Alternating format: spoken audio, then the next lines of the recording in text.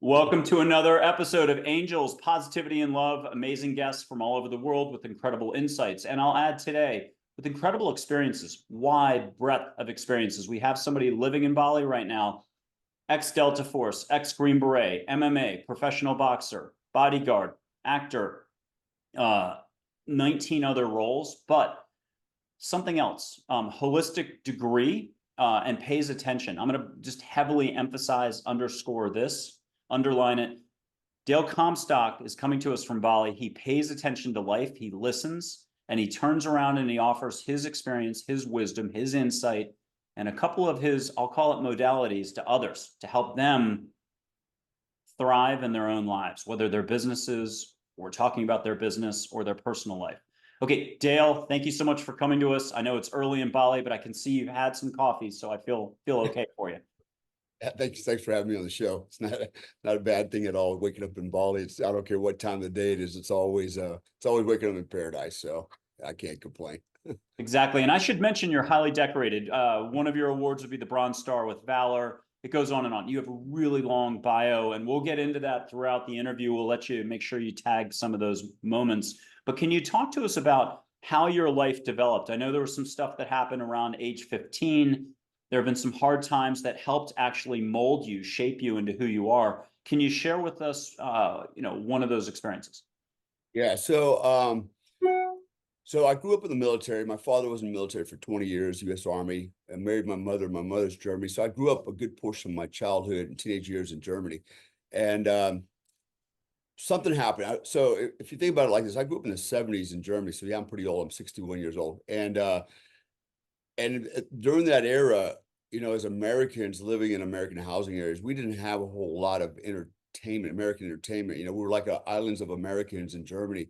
And for me, it was okay because I lived in both worlds. But, at the time we had one radio station, one TV station, Armed Forces Network, ANF TV. And so the real pastime was intramural sports, particularly for the kids, right? So everybody kind of, circled around that. So one particular year, I remember this is my first year playing baseball, and my neighborhood had two. We had two baseball teams just in our community, the Pattonville All-Stars and the Pattonville Royals. Pattonville All-Stars were all the good players. The reason they were all the good players because the coach had been around for a while. He knew who to pick, and my coach was the new coach, and he got all the leftovers, i.e. me, the worst baseball player on the planet. And so like I said, I was a horrible baseball player. It was my first year. I had no confidence, and I remember I was relegated to left field if I played at all. And I couldn't do any damage out there, so to speak. I enjoyed the sunshine, chased the butterflies, picked up grass and threw it in the air, waited for the other guys to finish playing baseball, and it was my turn to go into the dugout and maybe come out and swing at the ball. But this particular day, it was a Thursday, and we had a big community game. All the parents, families were out there watching it. My team was playing the All-Stars that particular day. And so it was a big deal for the whole community. And normally I play left field. And on this particular day, my coach says, Comstock, I want you to play third base. Now, I've never played third base. In fact, I really didn't play baseball at all. I just kind of wore the uniform like and stood in the sun. I was a terrible baseball player. So I was really nervous about playing third base. I didn't want to, but growing up in that culture in the military, you never said no, to the authority. We were all kind of regimented, man. Thanks, by proxy, by being our fathers being in the military, it kind of rubbed off on the kids. So I'm like, yes, sir, 3 bags full, put me in, coach. So I go play third base, and I'm just mortified, and every mistake you could possibly make at third base I made. I was horrible, and I'm one error after another. It got so bad that I remember the parents from the opposite team were coming over to the third base box and just chewing my butt right there, and I'm like, Jesus Christ, Jimmy, you're not even a parent on my team. Why do you care? But back then it was, the whole mindset of, it takes a village to raise a child was kind of true in that particular community, and when the parents yelled at me, I might not have liked it, but it was almost the same as if my own parents were yelling at me, and so, like I said, we're a community and we're culturally very similar in the way we think and our backgrounds, even as kids. So anyways, it was just a humiliating experience. It's so bad that I went to the dugout when the game was over. I never came out until everybody cleared the baseball field. Then I kind of snuck out. Nobody's here. and I went home. The next day, now it was Friday, we had practice late in the evening, and showed up. And the following day on Saturday, we were gonna play the All-Stars again at 8 o'clock in the morning. So Friday's afternoon practice, I show up, and my coach looks at me and he says, "Comstock, I want you to play catcher." And I thought, you got to be kidding me, right? And I was a very quiet kid, right? So I didn't argue, push back, but I'm thinking, what is this guy trying to do to me? I mean, did he not see what I did not do at third base? I mean, this is insane. I went from being the worst baseball player, and you want me to play catcher, which is probably the hardest position on the baseball team.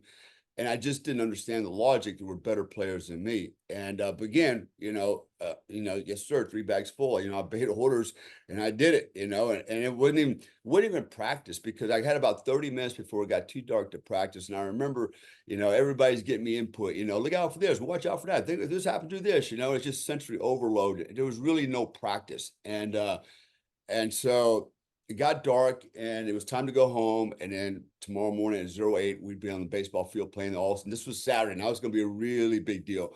So I'm walking home thinking to myself, what in the heck did I just get myself into?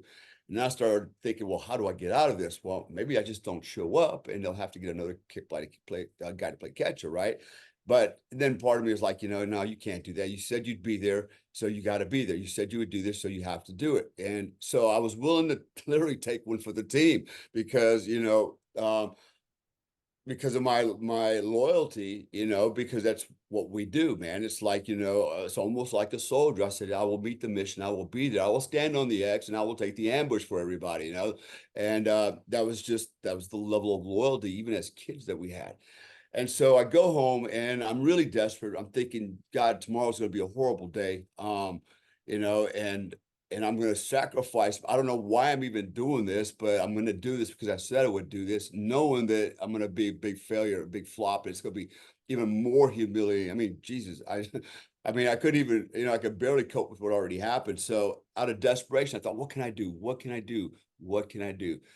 So I remember going to bed relatively early that night, maybe around 8 o'clock at night, right? And this was back also in the 70s when the boom boxes, the little suitcase radios came out, and I had one of those, and I had the headphones, and so I thought, well, I'll go to bed and I'm gonna lay in my bed, listen to my music, and imagine the baseball game tomorrow and see my performance, right? And then I'm gonna think about every possible contingency and develop a plan to mitigate that, whatever it is.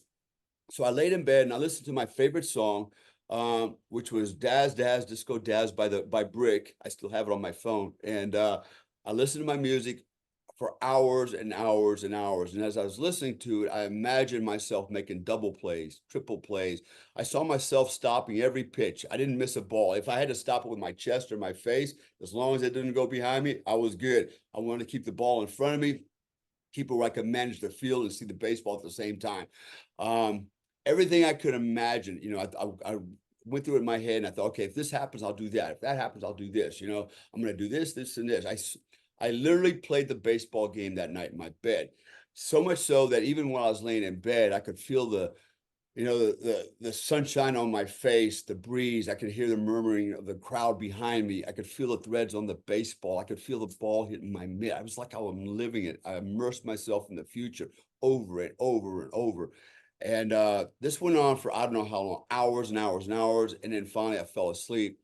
And then I remember in the morning waking up, and I still remember walking to the ball field. It was 07:45. It was a spring morning in Germany, kind of brisk out, but a beautiful sunny day. There was dew all over the clover leaf grass. I remember as I was walking, I was wearing black and orange striped Adidas cleats, and I remember the tips of my cleats were just wet from the morning dew. I remember being very stoic. I wasn't anxious. I wasn't scared. I wasn't excited. I was just very calm, like really, really calm, eerily calm. And the reason I can remember these details, by the way, is because memory is tied to emotion, right? The more emotional experiences, the longer you will remember it in greater detail. Trust me, I can remember this like it just happened a few minutes ago. Everything. I remember everything that morning. And so I show up at the baseball field, and my coach immediately looks at me and he says, "Comstock, kid up, start warming up with the pitcher." I'm like, yes, sir, 3 bags full. Very stoic still. I get behind the catcher's plate, catch the ball. And then it happens. I hear all the parents, they see what's going on. They come out there and they're like a bunch of hyenas. Hey, coach, what they do? They're doing right in front of me. They're not even trying to hide it. Hey, coach, what's this guy doing playing catcher? Our kids want to win today. And it's like, man, they're doing it right in front of me, and I was so humiliated by that. But then on the other hand, I was still very stoic, and I was kind of amazed that these parents would do that. But I understand that, yeah, of course you want your kids to be on the winning team, and they don't want one guy to keep sabotaging that. But it wasn't intentional. I was just being honored. I was just being obedient, to with what the coach wanted, and as part of the team. So I looked at my coach, and this is the first time I ever really saw leadership. And I remember my coach, and I'll paraphrase. He told the parents, he goes, I'm the coach. I decide who plays, when they play, how long they play, where they play. That's my job. He goes, your job is sit in the bleachers and support your children. If you want to take my job and be my coach right now, you're more than welcome to take over. Otherwise, go sit your ass down in the bleachers, right? And I looked at him and go, wow, did he just say all that to these people? And they all kind of just shut up and huffed and puffed and walked away. And I looked at him, and that's when I realized maybe my coach sees something in me that I don't see. For the first time, I'm like, maybe he sees something, because the coach has got my back. He's pulling top cover for me. And he looks at me with a stern face. He goes, keep warming up. What are you looking at? Yes, sir. Right. And I get back to it. And then, so then the game starts, and I'll, make a really long story short, I'll give it a Reader's Digest version. Everything that I imagined happening happened. I made double plays by myself, triple plays by myself. I stopped every baseball. If I meant sacrificing my face, my body, my balls, it didn't matter what it was. I'm going to put myself between that ball and the backstop. He was not going to get behind me.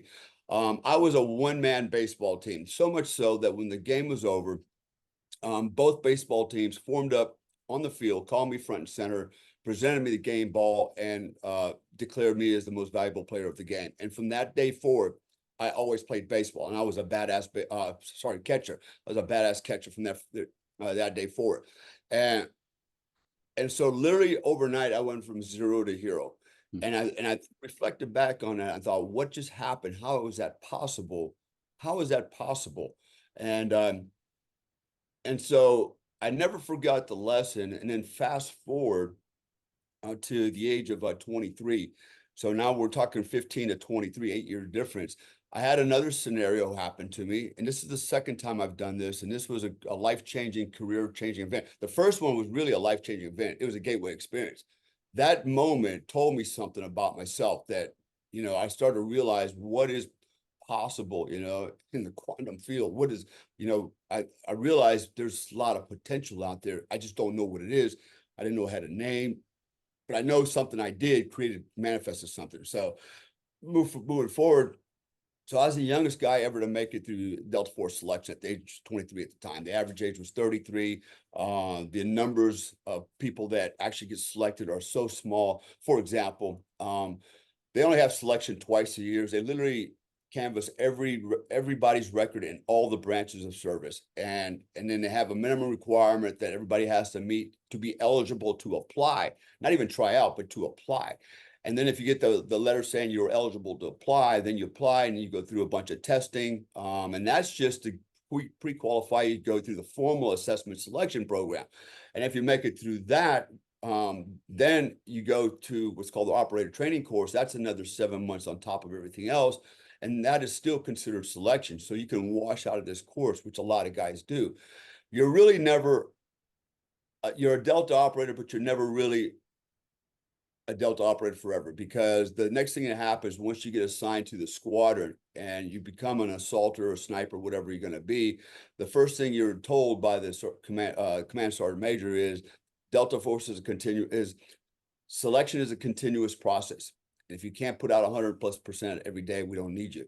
Okay, your time will be limited here. So you're always, it's one of the hardest jobs to get, but it's one of the easiest jobs to lose, if that makes any sense, right? So, for example, my class, remember we had two selections a year.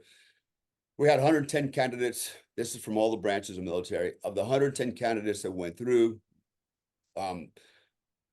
everybody but 6 guys were eliminated, and then the 6 that were basically remaining standing at the end. Only 3 of us got selected. I was 23 at that time. The other 2 guys were 33. The average age of every guy that ever makes it is 33. So, you know, I was the dark horse. I didn't have any experience. I wasn't a Green Beret or Ranger yet or anything like that. And but I defied all odds. Statistically, I beat the odds. There's no way I should have ever made it. And so, anyways, there's a story behind that. The mindset that I had to get me through that. But I wanted to jump forward to when I actually got to OTC and we started our training. So the Delta Force is renowned for operators are surgical shooters. We have to be able to enter an aircraft with 300 bobbing heads of hostages, you know, and terrorists sprinkled amongst them, and assaulters coming in at the same time. We need to be able to take a 10% shot with a handgun. At the time, it was 45. I need to be able to take a 15-meter shot, hit you right between the running lights, and not kill a hostage or shoot another Delta Force operator, right? So we had to be very good, very dynamic, very good shooters, not just with pistols, but submachine guns and carbines. And so, as you can imagine, the training and the operator training course is very intense, and it's very firearms centric, so to speak. For at least the first couple of months, that's all we do is learn how to shoot really, really, really well. So when we initially showed up day 1, I remember the instructor walked in. His name was Sergeant Major Maxim. We call him Mad Max. If you can imagine this little, you know, Vietnam veteran, Green Beret Ranger. He was about probably 5'7", 5'8". Pretty diminutive guy. However, he had this big red bushy mustache, and he reminded me of Yosemite Sam, except he didn't have the cowboy hat, and he was just as grumpy too. But he wasn't grumpy because he just was tired of his job or anything like that. He was actually kind of a butthole because he loved us and wanted to make sure we survived, you know, in the future. So he was hard on us. It was tough love. And I remember when he first walked in day 1, we're all sitting there. It's our first day in class, and he asked us all to look down at the badges hanging around our neck, right? The access badge. Would everybody take a look at your badge around your neck? Hold them up. You know, we all hold them up. He goes, "Can everybody tell me what that means?" Well, we all kind of know. Yeah, it means so we can get in and out, right? And and he goes, "I'll tell you what it means." He goes, "It means you come through the front gate and the security guards don't harass your ass. That's all it means. It doesn't mean you're Delta Force operator. So get that out of your head right now. You're still students, right?" We're like, "Okay, you know, thanks for, you know, clearing that up." And then so, anyways, the training started. And for the first 2 weeks, literally, we would train from 8 a.m. in the morning to about 1800 at night, all day long. And we would stand inside of a big bay area. And we placed these 1-inch square black pasties on the wall. And then we'd back about 4 feet, and we'd stand in our combat equipment, firearms, handguns, assault vests, everything. And then by the numbers, we would go through the instruction. It was all dry fire. I mean, we didn't shoot one bullet. And all we do is go through the mechanics of the draw mechanics, reload mechanics, malfunction mechanics, turning drills. There's a lot of stuff that goes into combat marksmanship training. And I always tell people that firearms, when we talk about combat marksmanship and firearms, it's really martial arts in its deadly form is all it is. A firearm is nothing more than an extension of your will. It becomes part of your body, part of the system, but it's an extension of your will. And so the weapon itself is not the weapon. You are the weapon. The weapon is just the tool. And so a lot of this goes over a lot of people's heads. Those that are particularly averse to firearms, they fear the gun when in fact they should fear themselves, because the gun is not the threat. It's you are the threat, right? That's just the instrument. But anyways, that's another story. So anyways, the first 2 weeks of just training every day, from 0800 to 1800 was static training, dry fire, by the numbers, over and over and over. Is all right, shooter, stand by, full stroke draw, ready, up, click, nothing happens, reload, holster, do it again and again and again. It was we did so much of that. By the second, third night, going home and sleeping, that's all I could dream of was this is training. I couldn't get out of my head no more, right? And not because I really enjoyed it that much. It was inundated with it. So I remember about 5 days into it, something that happened that never happened before. So after training at around 1800, we'd go into a classroom, and we did what's called an after action review. And essentially, the instructors would basically review the day. Okay, we did this today, we did that today, we worked on this, tomorrow we're gonna work on that. Some of you guys need to work on this, some of you guys need to work on that. Overall, here's the thing, you guys got any questions? Yes, sir, you know, what about this, what about that, blah, blah, blah. So it has an opportunity to interact and discuss the training. And We do that quite often. We do that post-mission. If we do any type of a mission, we always do an after-action review. That way we learn lessons, right? We share lessons learned, right? So we can get better next time, the good and the bad. And so after about 5 days, something happens that never happens before. Mad Max goes, Comstock, stand up. He's never asked anybody to stand up, ever. And now I'm standing up. I'm not sure what this is about.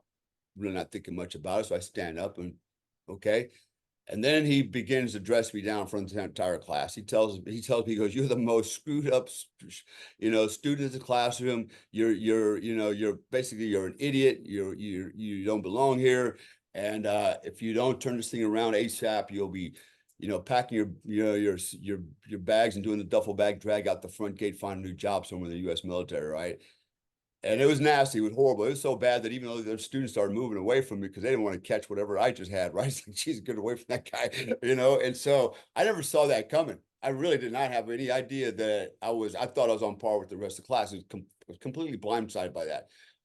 So I was in shock, man, because I thought at this point, I thought I was doing pretty good, Nobody was yelling at me or critiquing me any more than anybody else. And so this was a huge wake up call. So I remember driving home that night, and I'm thinking along the way, what am I going to do? Because I came this far, only 3 guys in my class made it out of 110. We've had some classes where only 1 guy has made it, right? So this is how hard it is. It's the hardest selection. I don't want to hear about buds, blah, blah, blah. That's nothing, man. This is an individual. When you go through Delta Force selection, you go through by yourself on your own merit. You don't have a bunch of guys that carry a boat with you and roll around the snow or the sand and get wet. You're by yourself. It's a whole different game. And so I thought, man, I didn't come this far to wash out. Especially, I haven't even fired a bullet yet. They haven't even seen me shoot yet. But I'm gonna get to wash out just for mechanics are wrong, right? And so, so I go home. I remember my wife's cooking dinner, and she says, hey, you ready to eat dinner, honey? And I said, no. I said, I'm going to bed. I got training to do. She kind of looked at me kind of weird. And I said, don't ask. And she didn't ask. She knew something was going on. And I went to bed because I remembered the baseball game. I said, what if I do that again? What if I do that again? Will that work? So that's exactly what I did. I went there late in bed. I don't even think she came to bed that night. I sure don't remember. But I do remember laying in bed and reviewing over and over and over in my mind everything I have learned so far. So much so that I could still feel those guns in my hand today. Both of them. I had a primary and secondary 45. These were match gun grade guns. I feel them to this day. 3.5-pound trigger pulls, light coat of oil on. Everything about those guns I still remember very, very profoundly. So I laid there and I imagined everything I've been taught so far perfectly, imagining me executing it, so much so that I even had bullets coming out and going into the X, right? Even though I hadn't fired a shot yet. And I did this over and over and over all night long. Fell asleep, go to work, 0800, we're back online and we're doing it again. And nothing's happening. So I go through the whole day. I'm not getting any feedback of any kind. Second day goes by, nothing's happening. Third day goes by, still nothing's happening. Now I'm getting a little concerned. It's like, they're not patting me on the back, no attaboys. They're not yelling at me. I'm thinking, at least if you're yelling at me, you still think I have potential, but you're not even yelling at me, right? So I'm thinking I'm getting ready to get canned here. It's like 3 days have gone by. And I'm not even getting a good job. Comstock, you're looking better. I'm not getting none of that. And so by the end of day 3, we go back in the classroom and it happens again. Comstock, stand up. Oh my God, and this is bad. And I could hear the fat lady singing behind me, I could hear the swan song playing, as I stand up, everybody else is moving away. They're moving like the chairs over, get away from this guy. He's about to eat a frag grenade and we're all going to get hit with some shrapnel.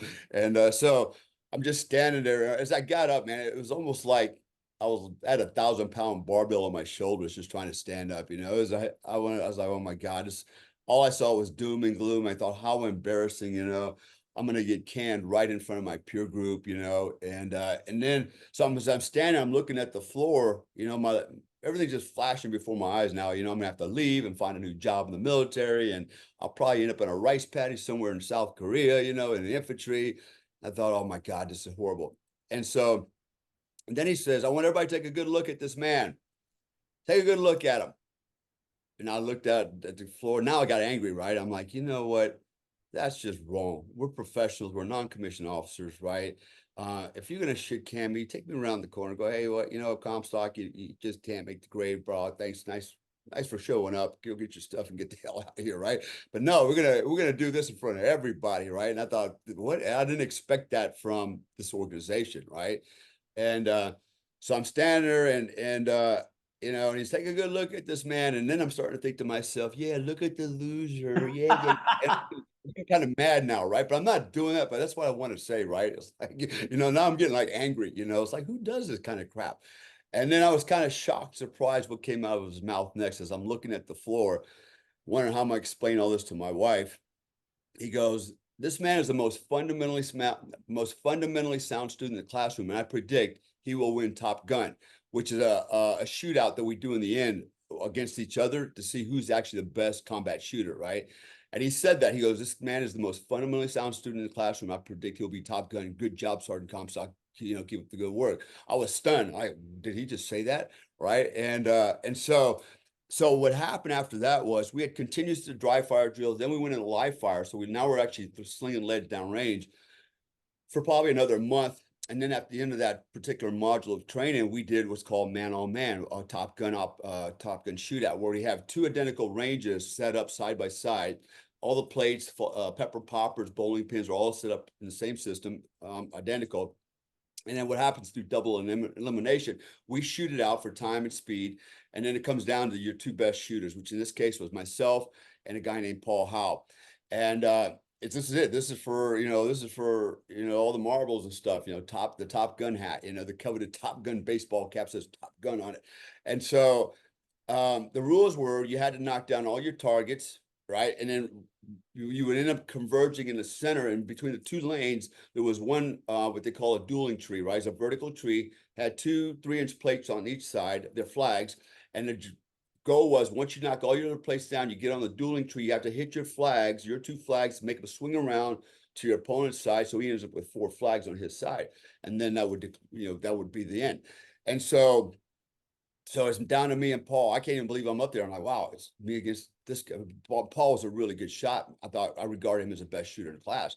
And it's now me and him. And so the buzzer goes, we start shooting. It's like one shot, one kill. Ding, ding, ding, ding, ding, ding, ding, ding. And I've knocked them all down right away. And I'm right on the dueling tree. I'm getting ready to take my next shot on one of the first flag. And I noticed our peripheral vision, one of my pepper poppers hadn't fallen over. I hit it square. I saw the lead splatter in the chest, but it wouldn't fall over. And it was because it wasn't balanced properly when they set it back up from the previous run. So I remember the rules, like you got to knock your targets down before going on the dueling tree. So I transitioned back to get it. And when I do, it falls over before I take the shot. It was just a slow teeter, right? And I shit. So I come back to the dueling tree. And by that time, Paul's on it. He's ahead of me now by 1 shot. I had him beat by probably 2 shots. And now he's ahead of me by 1 shot. And Paul don't miss either, right? So think, and I was like, he beat me by 1 plate, 1 shot, right? So at the end of the day, I did not win Top Gun. I did. Everybody knows I won. It was just a mechanical, malfunction of the plate that hindered me. But and I played by the rules. But I was more than happy to acknowledge that he was the winner. Congratulations, you are Top Gun. Thank you. I didn't care about anything other than I was just glad that I'm still standing on the range. That I could have been the worst shooter of the day. As long as I was there with the rest of the guys, still part of the class, that's all that mattered, right? And so I've never made a big deal out of it. I don't care that I know in my heart of hearts, I outperformed the guy I won, but it is just what it is, and so again, I walked away going, wow, whatever I'm thinking keeps working. I went from the worst shooter to the best shooter. It took them 3 days to acknowledge that. But actually, I think what happened was day 1, they were like, wow, feeling much better today. Maybe lucky day. And they didn't say nothing. Day 2 goes by. Yeah, he's had 2 good days. Probably 2 lucky days. They didn't want to acknowledge it yet. Day 3 goes by and they're like, okay, that guy's got this. That's what I'm thinking happened. It took them 3 days for them to be convinced. Yeah, he's definitely shooting better. It wasn't just pure luck day 1. But I know my transition happened immediately on day 1. It took 3 days for them to acknowledge it, but I was already doing it. So I did it again, and then again, and then this is when you look at my resume, my bios, it's like you said, it's very long. I've achieved a lot of things in life. I've got a PhD. I've got, I went through Delta Force. I was a Green Beret. I was a mercenary. I worked for the government, for the Office of Government Affairs. I was a contractor for them. I can go on and on and on. I've had many companies. I've built companies from the ground up. I have sold them. I've done very well, is I guess what I'm trying to tell you. I live in several countries. I actually just don't live in Bali. Of course, I live in the United States as well. I live in the Philippines. I live in several other places, right? I don't disclose everywhere I live because there are bad guys looking for me. But so I live this lifestyle. I live the dream. And I'm probably one of the 0.01% in the world that actually lives a life fulfilled in that I live the dream life because I manifested everything I have by the way I think. So what I described a minute ago is really a form of what we call autogenic conditioning, right? Through self-hypnosis, basically consciously thinking about the end state, the dream that I want, like for example, to do well playing baseball or shooting a gun. And then what happens is I program the subconsciousness for that performance. The subconsciousness is in charge of everything. I mean, we operate in subconsciousness 95% of the time. Subconsciousness allows you to drive a car and walk on your feet without thinking about it. You just do it, right? It's a program that's running in the background. Our conscious thoughts are nothing more than what? Filters. It's the analytical side of the brain. You decide what you want to accept or not accept. Do you accept something as a fact or truth? If you do, just think of it as a software that you're installing into the hard drive as your operating system, right? So make sure that software is accurate and not full of any errors and things like that and viruses. But once you consciously decide that I accept this as a reality, even if it hasn't happened yet, like for example, the baseball game, right? And the shooting. All right. I hadn't played the baseball game yet, but I accepted that I'm going to make double plays, triple plays. I'm going to be a one-man baseball team. Okay. I accepted that information. This is what's going to happen. Okay. And I threw all doubt out. Okay. And no limiting thoughts. Like, you know what, you're going to do all these things by my conscious thoughts. And that became the part of the subconscious program. So really, when you're playing baseball, sometimes, or a dynamic situation, you don't have time to think. All you have time is to do, right? And so you let the subconscious run the program. You take the consciousness and say, you know what, go sit on the sideline, have some water, just kind of watch the performance of the subconscious. He's got this thing, Reminds me of the movie Maverick, Top Gun, Tom Cruise. There were several lines in there, and you'll appreciate this, where and there's a couple times throughout the movie, Tom Cruise said, "Don't think, just do it. Stop thinking, just do it." Right? Particularly when Rooster was doing the dive bombing and he couldn't drop the bomb. He's having flashbacks and all kinds of weird stuff going on in his head. And Tom Cruise was like, "Drop the bomb. Come on, stop thinking, do it. Just stop thinking, just do it." Finally he did it and he dropped the bomb and hit the target. It's, the law of negative effort, right? The more you think about trying to do something, less likely you're going to succeed at it, right? And that's because it's an issue of the consciousness and subconsciousness. Really what you're doing is your consciousness is adding a virus and errors into the subconscious program, and so you're disrupting it. You're letting the conscious thoughts interfere with actually running the program. If you just disconnect the consciousness, and what Tom was saying, stop thinking, just do it. What he meant was just turn the consciousness off and let the subconscious start dropping bombs, because it knows what it's supposed to do. It knows how to fly this airplane. It knows how to push the drop the bomb button, all those things. And that's kind of how it works. So I always, we talked about this earlier before the show. I do a lot of things. One of the things I do is, I don't like to really use the word life coaching. I don't know why, but I prefer performance coaching, optimal performance coaching. And I teach people how to think, not what to think. And there is, right? And I do this on a very consistent basis. I probably keep at least 10 to 15 clients on the books at any one time. That's a lot of coaching to do in a week, but I call it a part-time hustle. I do it in the evenings and night. My real job, my real hustle is I'm self-employed. My wife and I own several companies, and especially in the security space, I do a lot of security type consulting, very similar to what I've always done. I get paid more money, but I usually operate alone, and I help people with problems in that space. But I really enjoy helping people by coaching to be better versions of themselves. And that's why I took this on. I actually started this 6 years ago, and by a recommendation from my oldest daughter, who's also a coach, performance coach. and she just thought this would be a good fit for me. And so I kind of tried it out, and hey, I like this. And next thing you know, it's like I said, it's just something I do on the side. But I'm very passionate about it. I see the potential. Look, I can be in a wheelchair when I'm 110 years old and still do performance coaching, right? As long as I got internet and I can see the screen, we are in business. And even I can't see the screen, as long as you can hear me, we're in business. But I see the potential, because the other thing is I've helped so many people, and I've seen their lives get turned around because of how they think, not what they think. See, everybody's life screwed up because you're taught what to think. Right. Most people, you're taught what to think by your teachers, your parents, the news, your friends. Everybody tells you what to think. Right. It's usually false information or very skewed in the wrong direction. I mean, all we got to do is watch the news today. Right. And there's so much propaganda on there, and people just buy into it hook, line, and sinker. They don't even do their own due diligence. But we're programmed is what it is, right? We're being programmed. Hell, even TV, they call it TV, a program, programming, watch the program. What is that? It's a program, right? We're programming you, right? And it's ironic, right? It just goes over most people's head. So people are programmed what to think, but nobody's ever trained or taught, especially in school, how to think. I mean, Rockefeller made sure of that when he took over the education system back in the early 1900s. He said basically he's going to create a society of worker bees. He's not going to train entrepreneurs. He's going to teach you how to work for other people. And that's pretty much what school does. So it teaches you what to think, with some exceptions. So, most people live a very linear life, a very limited life, and an unfulfilling life, because they've adopted this herd mentality. And so they believe that, everybody else is doing this. And I was always taught, well, graduate high school, go to college, get a job, then get married, then have children, buy a house, and then retire on your back porch with the grandkids on your knees, and that's it. That's utopia. That's what we're living for. What kind of brainwashing was that kind of crap, right? So, this is what people are trained to believe, that this is the ultimate life. Own your own house. I personally don't think owning a house is a really good idea at all, unless you're owning it and you're renting it and you're making a lot of profit off it. It's a losing proposition when you think about how much money, but everybody's brainwashed and believing that. That's the American dream, own your own house.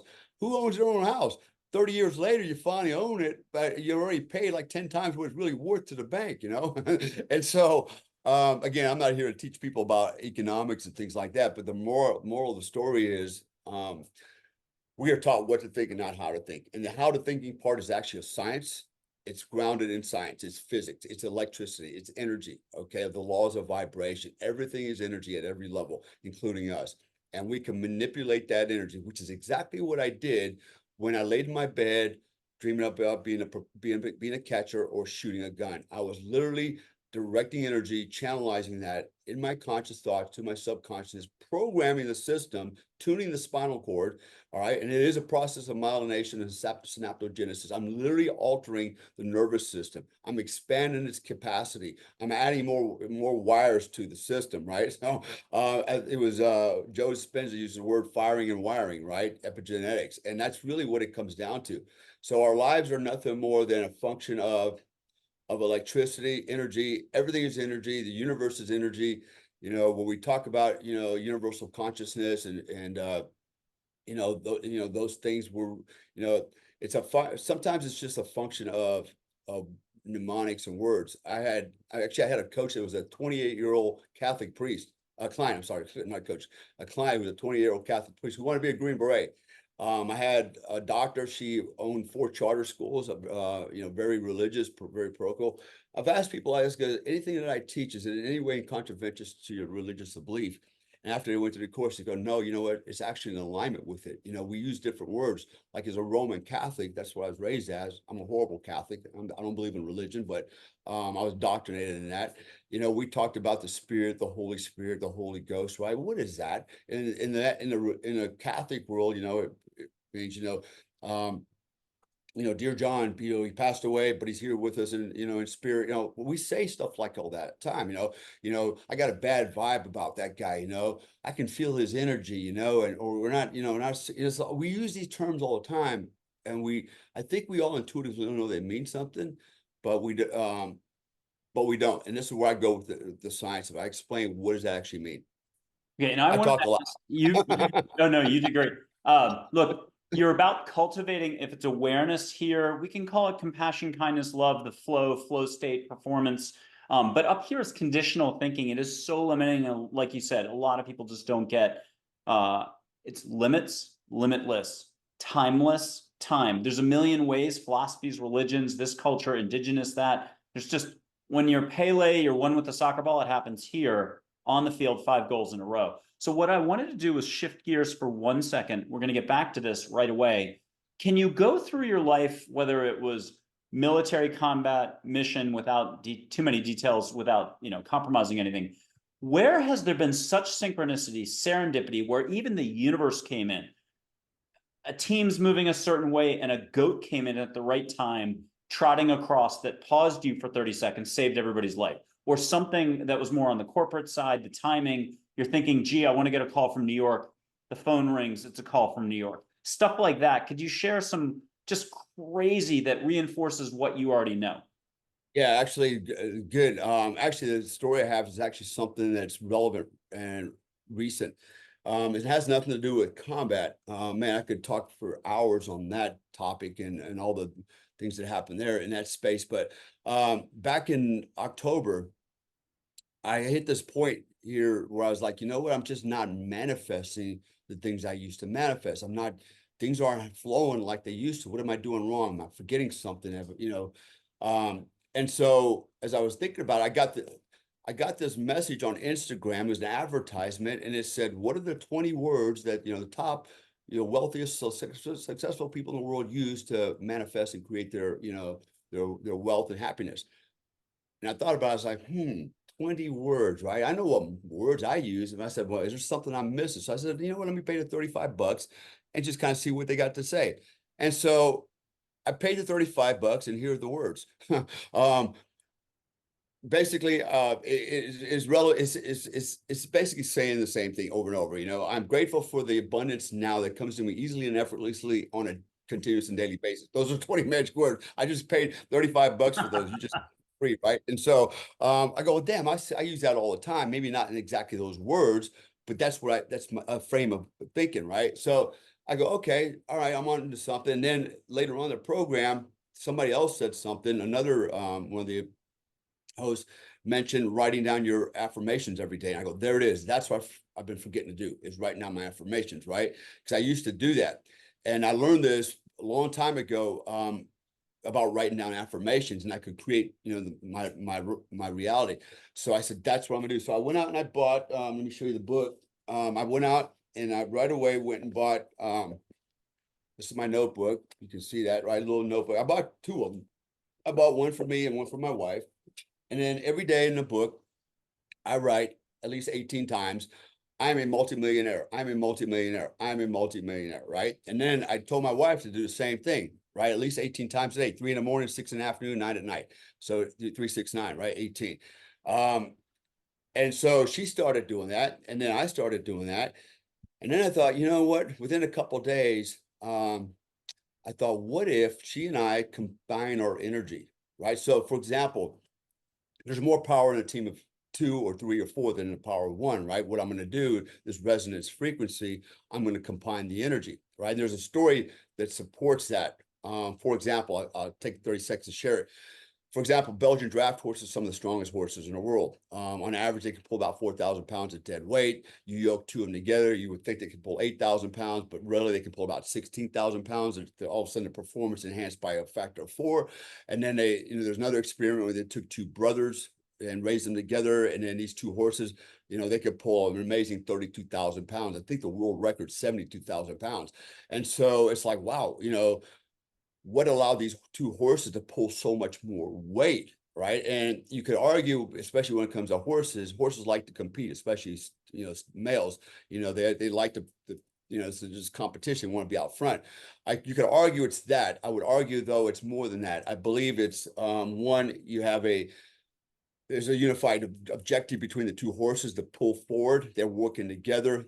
They have that combined energy, just like if you take, for example, swarms of, flocks of birds flying, or, schools of sardines, You know, how do they fly together like that and not collide, no midair collision? You see swarms of birds flying through each other and there's no midair collisions, and they're flying as a collective. And it's because it's almost like they're on one intranet system, on one system of energy, right? So this is what allows them to maneuver the way they do.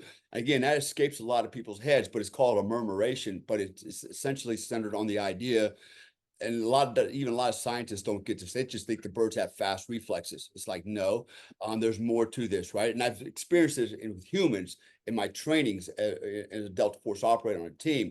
There comes a point where you become so attached and so a body of one that you flow as one without even thinking about it, not even talking. You know what everybody else is going to do without even thinking about it, right? It's amazing how it works through repetition and time together. In fact, I spent more time with my teams, my special forces teams, than I did with my family. I mean, I was with them all day, a lot of times at night, combat together. We bled together, cried together, died together, and laughed together. These are, those guys were as much as my family as they were my wife and children were. But anyway, so with all that said, I thought, well, you know what? What if I combine the power of my wife? So my wife and I, every day, we held hands, we looked at each other's eyes, and together we said, we are multimillionaires. We are multimillionaires. We are multimillionaires. And as soon as we started doing that, within several days, all of a sudden, we just had what I would call a gateway experience again. All of a sudden, all these opportunities started coming to us. People were paying me money before I even did a job. Like, wow, a lot of money. I'm getting money, I'm getting opportunities, and my wife's getting contracts all of a sudden.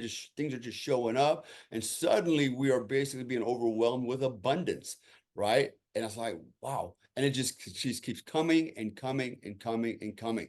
My life I'm at a point in my life, I'm so confident that opportunities and money are coming that I never sweat it. If I feel like I'm going to run out of money or we're going to be in trouble, in fact, I'll tell my wife, don't worry, money's coming. I don't know where it's coming from, but it's coming. I'm so positive about it. And voila, there it shows up. Sometimes ka-ching, hey, there's money in my account. It just showed up. Who sent that? Who sent this? And oh, look at this other opportunity. So all these things started manifesting and happened manifesting. And it all started again. I had to hit the reset button with the blue notebook and start writing it back in there, right? So what's happening again is, I'm consciously writing my desires, if you will, but the subconsciousness doesn't know the difference between reality and imagination. So it assumes that, I'm a multimillionaire. So it creates what conditions that allows me to shift and move into that space, right? It allows it to manifest. It's just a fascinating stuff, but it's become a very critical, important part of my life. And it's also very reassuring to know that I can manifest any success I want. I can manifest the life I want, whether it's good or whether it's bad. I avoid the bad thoughts and the bad ideas, and I stick to the positive thoughts and positive ideas. And this is why I live a life fulfilled. I live the dream life. I'm one of the 0.01% of the planet. I'm not rich. Don't get me wrong. It's not, as money doesn't buy happiness. It makes life a lot easier. Let's not kid ourselves. I think it was John Wayne said he would rather cry in the back of a Mercedes than on a bicycle. Yeah, there's a lot of truth to that. But at the end of the day, I tell a lot of my clients, Tony Robbins and Grant Cardone, all these very successful, coaches. They're very linear, by the way. They're good in one area, but they lay in bed every night, look at each other, going, "Man, I wonder what it'd be like to be Dale Comstock," because they can never buy my experience ever, right? I can get their money, but they can never buy my experience. It's priceless, right? So my experience in life is my wealth, and my ability to share my wealth is what I do through my words. And I tell people, look, this is what I did. This is how I did it. Here's the science to support it. Here's my experience behind the science. It works. And when people see that, they get inspired and they realize and they see a new potential in this quantum field. Go, you know what? I've been following this herd, and it's going nowhere. We're all going over the abyss together. When I see guys like Comstock over here blazing his own trail, and living life a good life and enjoying life, and he's not caught up in the mindset of the mob, but he's literally sovereign, and we're never really sovereign. At the end of the day, the IRS has still got the thumb on me. The countries I live in, they got their thumbs on me, but I have more freedom than most people do because I can get up this morning, like we talked about. I get up at 6 a.m. in the morning in Bali just to do this podcast because I can, right? I don't have to go to work. I am the work. So positivity is abundance. And there was I don't like the expression new age that much, but back then in the 1970s, it was new age. There's something called Seth, and Jane Roberts wrote this, but she was channeling and it was from the universe and maybe a light being, but talked about exactly what you talked about, that there is no understanding of a difference between the perceived reality and reality. So that's how manifesting works. And you've nailed it. I'm going to light some sage. We did this when we first spoke. I'm going to blow it your way to Bali from Texas. It's just one of those things on the show. But if you're watching, when you're watching, it's about just allowing, getting out of your head and what you think you know about this. It's not about time and space the way you think, just what Dale was saying before. Allow, allow, allow. As I'm lighting it, you might taste it on your mouth. It doesn't have to be smelling it. You can catch flowers, you can catch ocean on top of it. Let the sage do its work. And I'm going to give a quote from a Japanese gardener. He actually raises vegetables and stuff for 5-star restaurants. He's in demand. He's got this incredible quote that says, it's not about knowing. He says, literally, never pretend to understand. Constantly remind yourself that you don't know what's going on, and the vegetables will help you understand them. Etsuo Asano. And literally, he's one of the finest cultivators of vegetables for 5-star restaurants.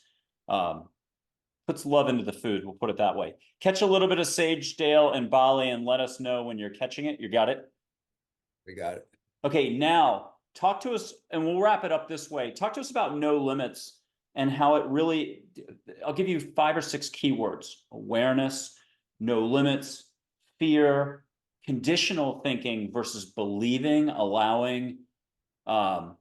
The universe is alive. Let's do it this way. And you still have to give us another serendipity moment or something that happened. Let's back up. Before we go to like the universe is here to help you out, you just have to give it a chance. You have to get out of your own way.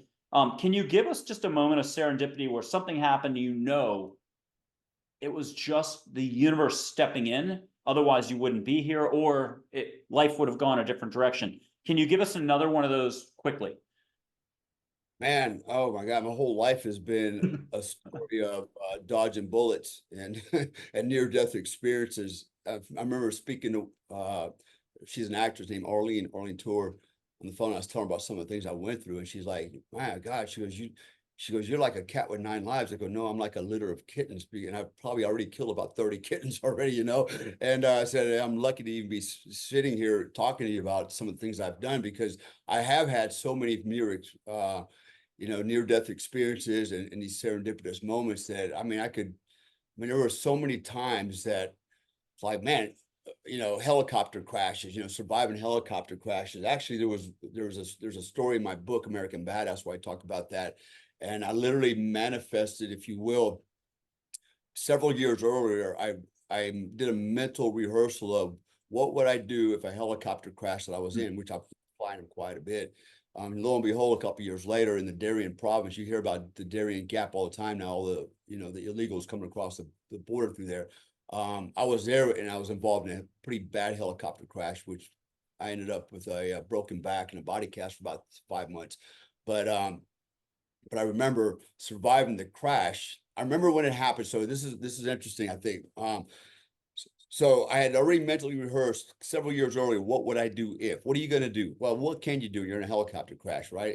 But nonetheless, we lost an engine at 206 feet. We hit a tree, snapped the rotor blades off, and now we're just a large flying lawn dart going through the jungle. And so I remember as we're crashing, it was just pretty scary because we've got leaves and trees and branches coming through the windows. You can hear the metal, freaking moaning and groaning and twisting, and the sound of the alarms and just the chaos that went with it. And I remember a couple years earlier, my rehearsal was, I'm gonna get rid of my cap on my headgear. I'm gonna get rid of my weapon. I'm gonna get rid of my load bearing equipment. I'm gonna take a knee, grab a red cargo ring on the roof, and hang on for dear life.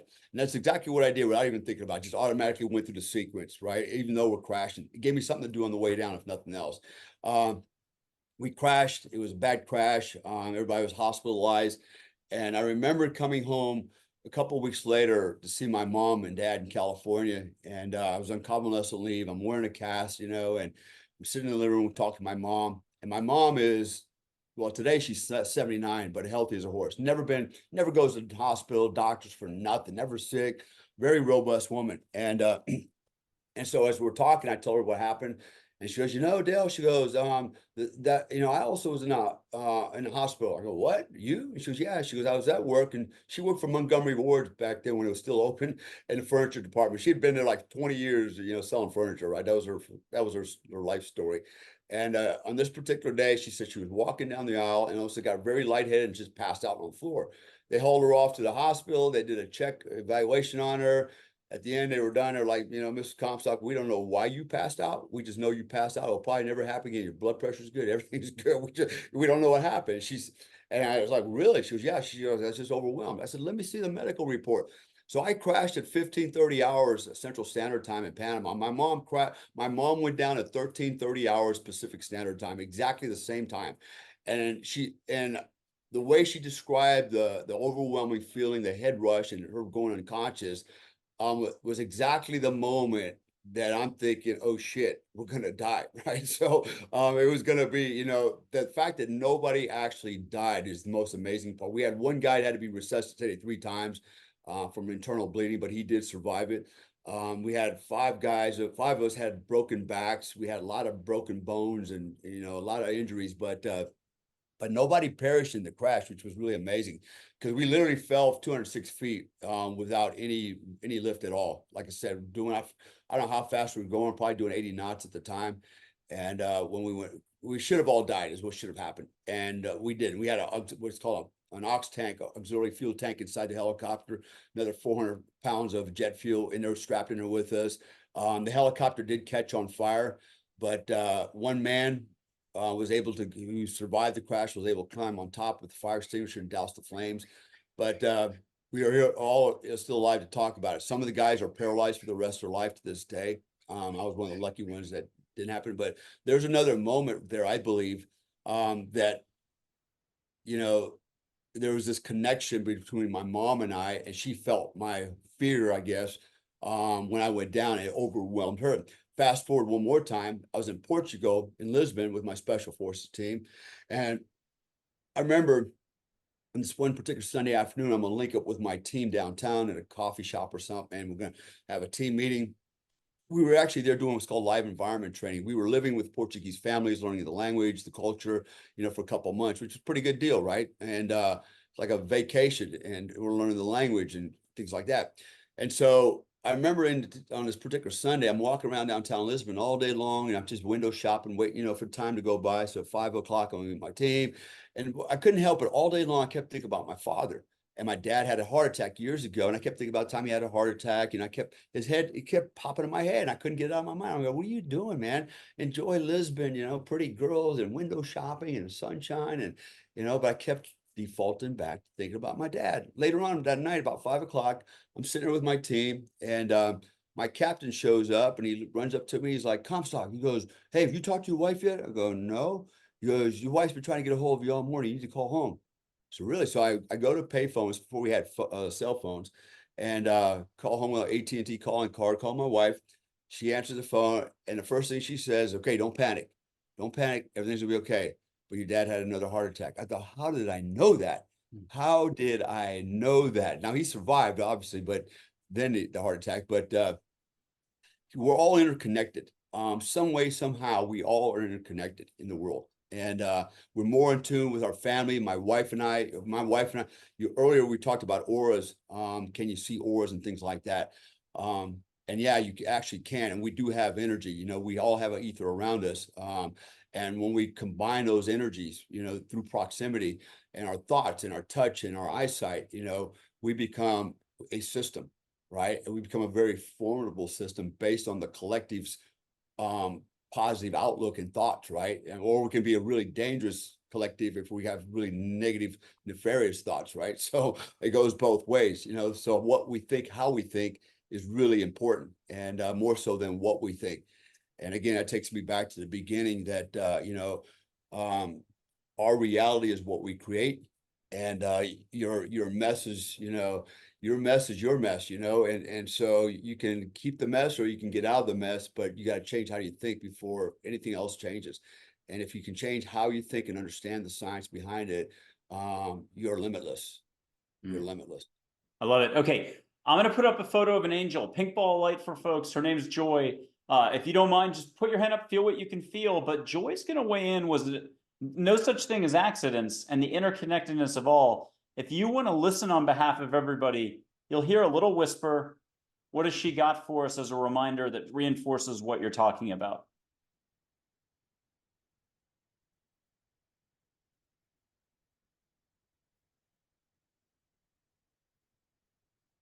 Got it? Yep. What is she saying? And it's just sort of adding to that. Stay strong, stay confident, never give up. Stay focused. And I think, and that's in perfect alignment with my philosophy in life. You know, there are 4 tenets to success in my world. These according to Dale. One is you have to have a purpose in life. You can have sub-purposes, but you have to have a purpose in life. Who are you? What are you going to do? Why do you want to do this? What's your goal, your objective, your mission?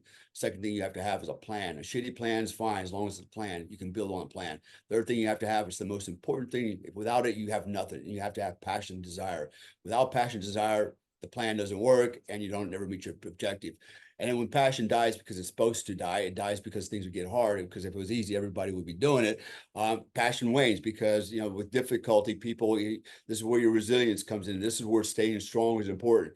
If you can, you know, weather the storm, you can get back up and dust yourself off. Every time you get knocked down, you're going to be successful. But unfortunately, we're humans, and the passion does die. You know, people are afraid of failure. And what is failure? Failure is nothing more feedback. Failure is learning. It's okay to fail, but most people don't even want to fail. You know, once is enough for them or twice. And then after that, they give up. What keeps you going? And when I ask this question, there's what is the one thing that keeps you going when passion dies? What can you compensate passion with? Kind of like an emergency ripcord. Usually my military clients get it right away. And that fourth passion is discipline. Get out of the bed, Charlie Mike to the gym, whether you want to or not, depending on no matter how you feel, go to work, do the things you're supposed to do the hard, easy thing over the wrong, or the right hard thing over the wrong easy things. Stay focused, stay strong, stay motivated. And when passion dies, go ahead and default to the discipline and it'll push you over that finish line. So, yeah. Do the work, as Stephen Pressfield says. I got one more figure for you, and then we're all done with this. But Geronimo, older Geronimo photo, and you know he's on everyone's team. Older, action, dry wit, humor, but first of all, that consummate warrior. What are you getting from Geronimo? If you want to close your eyes, you can hear him that way. He'll come in like a lightning bolt. What has he got for us through Dale Comstock, who's been kind enough to come on the Angels Positivity and Love show, and has been amazing. What do you got, Dale? You know, I see intensity, right? So focus, intensity goes back to staying focused, right? And stay intensely focused on the dream. But not so intense that you lose the humor and that you lose, yeah, you know, I see intensity, I see focus, but I also feel like there's a part of him that's probably a little clown in the background. You know, he likes to laugh and giggle, and he knows don't take life too serious. You know, it goes back to the earlier thing I talked about, the law of negative effort. When you start overthinking things, you tend to sabotage your own happiness and your movement forward. So don't take it too serious. Enjoy life, and remember, you know, I was faulted a lot in the military by my peer group, you know, because of the kind of leader I am, that I like to have fun when we're training and we're doing things, right? I like to add levity in there, just have a good time. And I was accused of not taking my job serious enough. And I'm like, no, actually, it's because I do take my job serious, that I keep it light and we stay relaxed. Because my guys will learn more. Remember I said earlier, information is tied to emotion. The more happy you are, right, and the funner it is, the more you remember and retain. And so it's, again, this is, you know, and this is what I see in that picture, you know, is I see that intensity in his face and his eyes, but I also believe I get this impression that in the back of his mind, he knows, don't take it too serious, you know, enjoy life. It's short. get what you can out of it. But remember, life is a dangerous game. You know, it is dangerous. If you're not paying attention, it can end it really fast. So you got to stay focused, but you know, you got to enjoy it too. So it's kind of a balancing game. And Balancing act. Geronimo literally said, balance is good if you can see that. Wow, nailed He it said right. that 2 nights ago. And I have to just mention it. So I'm always asking questions. I'm such a questioner, but I'm really good at delivering the goods. And I've loved what you've said about getting out of your own way, the patterning thing. Can we expect maybe a book from you on this whole topic that's focused laser-like at some point in the future? Maybe? Yeah, yeah, no, actually, it's on my list to do. So I'm actually writing a book right now. It's related to some of my mercenary work, but actually I was going to write a book that's centered on nothing more than everything we've discussed today: mindset, performance, living the optimal life, my lessons learned. I call it DALE ComStock's Operator's Manual, and basically it's a work in progress. So it's coming. Dale, I'll give you one last thing. This is going to be out of left field, but you've done that position before. I'm going to put my hand up in Texas. You put your hand up in Bali. This is only our highest intent. None of the junk, just awareness, consciousness, highest intent, letting the universe connect us. Can you feel my energy from Texas? Feel a little warmth, sparkle, something. Okay, yeah. We'll leave it at that. I usually do some whooshing, but we'll do that afterwards, and we'll chat. I've got to thank you for coming on. You're welcome to come back anytime. Thank you. Dale Comstock, you've been amazing. This has been Angels, Positivity, and Love, and you shared with us for sure. Thank you. Appreciate it. Thanks for having me.